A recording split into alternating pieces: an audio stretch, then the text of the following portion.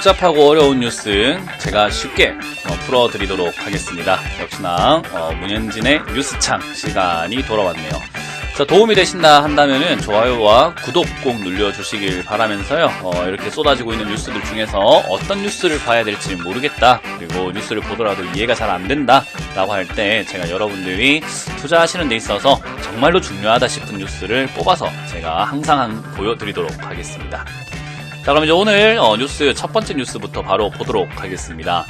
요즘 코스피가 심상치가 않죠. 계속 올라가고 있습니다. 그래서 코스피가 2,500을 갈까라는 그런 이야기 나오면서 증권사에서는 목표 지수를 계속 올리고 있는 모습이고요.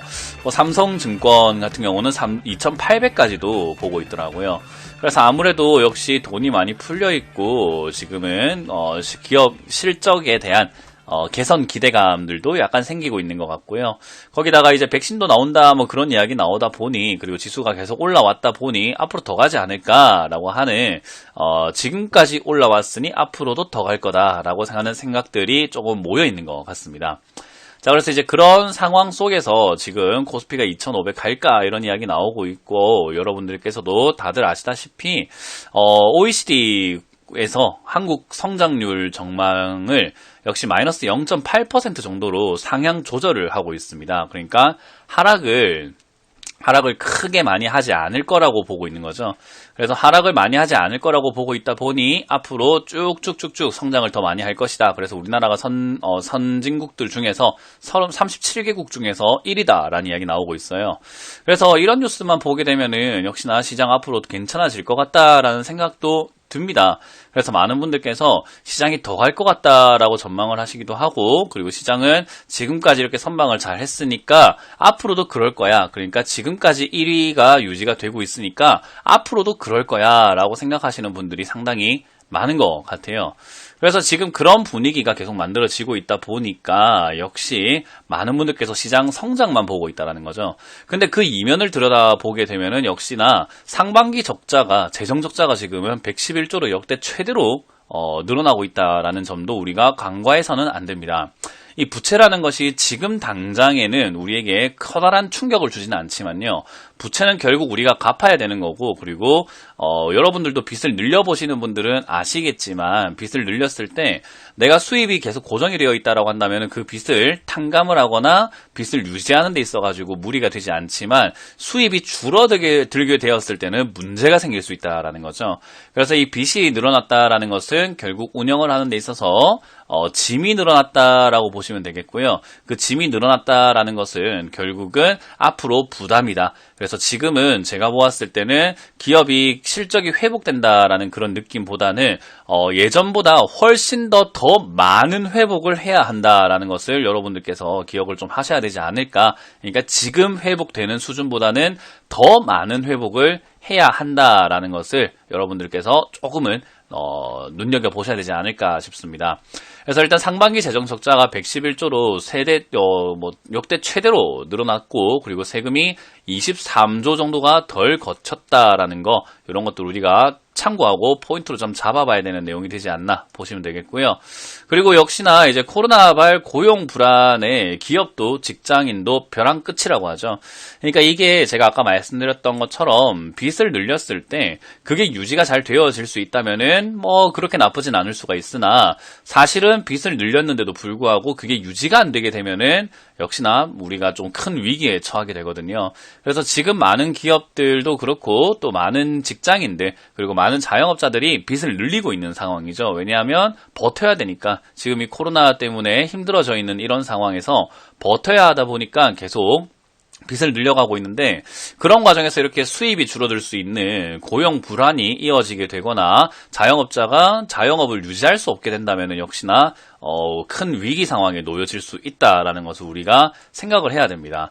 근데 지금은 실질적으로 계속 그런 식으로 많은 실업자들이 속출하고 있고요. 기업도 뭔가 좀 유지가 안 되는 그런 모습들도 많이 나오고 있기 때문에 우리가 마냥 시장을 과연 긍정적으로만 봐야 되는 것인가. 그리고 시장에 들어오고 있는 이 주식 융자라고 하죠. 신용 융자도 15조 원을 돌파했습니다.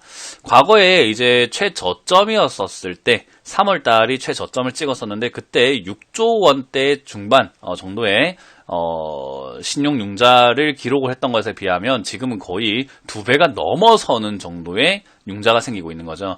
그래서 저는 지금 시장이 상승하는 건 좋다 이겁니다. 그런데 과거에 우리가 3월달 하락은 왜 생겼는가라고 보면요, 코로나 때문이다라고 하는데, 코로나 때문에 겁을 먹은 많은 개인 투자자들 뿐만 아니라 그 투자자들이 던진 매도 물량으로 인해서 생기는 반대 매매로 인해서 생겼던 공포다, 그러니까 패닉셀이다라고 저는 보고 있습니다. 그래서 코로나는 단기로 충격을 주는 것이 아니라 장기적으로 충격을 줄 텐데, 사실 우리가 머릿속으로 잠시만 생각해 보더라도 여러분들은 아실 겁니다. 증시에는 단기적으로만 충격을 주고 장기적으로는 아주 큰 충격을 줄 수밖에 없는 게 바로 코로나거든요. 근데 오히려 지금 시장의 모습은 단기로 엄청나게, 짧게 엄청나게 충격을 받고 장기로는 회복되는 것처럼 이상한 모습을 보여주고 있습니다. 과연 이 상승이 끝이 나고, 어쨌든 끝없는 상승은 없거든요. 어쨌든 끝이 나고 상승이 무너지게 될 때 지금 이 신용융자는 어떤 식으로 해결이 될 것인가, 그리고 아까 보여드렸던 그 빚들은 어떤 식으로 터져나갈 것인가, 과연 기업들의 실적이 올해 말부터 해서 내년까지 정말로 회복될 수는 있을 것인가 라고 우리가 생각을 해봐야 될 것 같습니다. 그래서 지금은 많은 분들께서 지금 투자해야 된다, 언제까지 뭐 현금화를 해야 하나, 계속 가져가야 되는 거 아닌가 라는 그런 이야기를 계속 하고 계시는데, 그런 것들이 반복이 된다라고 했을 때 그런 일들이 이렇게 무분별하게 시작이 되고 무분별하게 진행이 되고, 그런 상황 속에서 계속 여러분들께서 경각심을 느끼지 않고 투자를 하게 된다면 과연 어떤 일이 벌어질까, 저는 굉장히 걱정이 됩니다. 그래서 이렇게 좋은 뉴스가 나오고 있는 과정 속에서 실제로 우리가 봐야 되는 근거죠. 시장이 올라갈 수 있거나 내려갈 수 있는 근거들이 있을 텐데, 올라갈 근거는 없는 시장이고 내려갈 근거는 되게 많은 시장입니다. 올라갈 근거는 지금까지 잘 올라왔기 때문에 앞으로 더 갈 거다라는 이야기를 하고 있고요. 내려가야 되는 어떤 이유라든가 근거는 이러한 팩트들이 굉장히 많이 쏟아져 나오고 있다라는 거죠.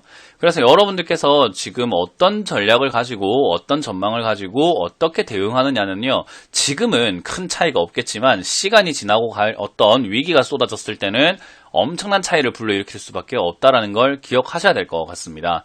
그래서 저는 지금도 현금화가 맞다라고 생각을 하고 있고요. 시장은 지금 이렇게 상승하는 것을 우리가 방심하거나 안심하고 투자를 해서는 안 되는 시기다. 오히려 조금 경각심을 가지고 현금화를 해놓은 상태에서 천천히 따라가면서 단기 투자를 해야 한다.